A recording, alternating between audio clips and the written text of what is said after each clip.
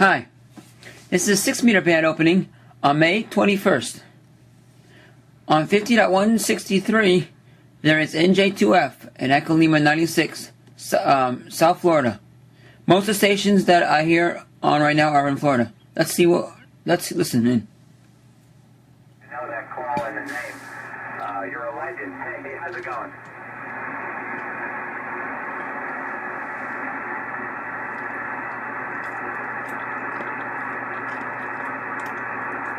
Tell me about it. I'm semi-retired down here in Florida, but still work and still have a lot of fun on 6. But hopefully we can hear you in the contest, bud.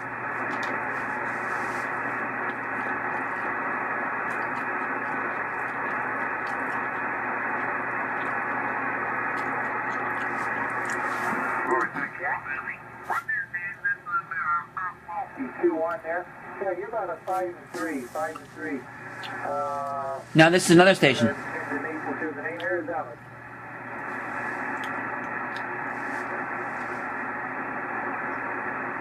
All right, good to hear you there. And have a good weekend there, Tom. And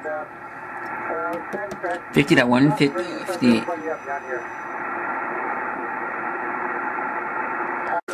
I love to use that. It's that you look at, let me know that it is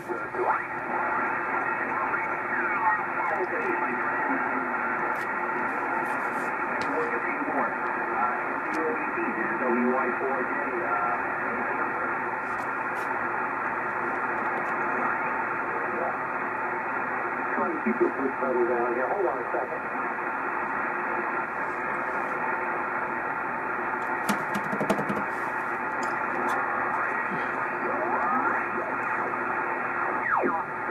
A number of the parents were quite concerned about 6-meter equipment, FT2000 Delta, 200 watts to a 3-element beam.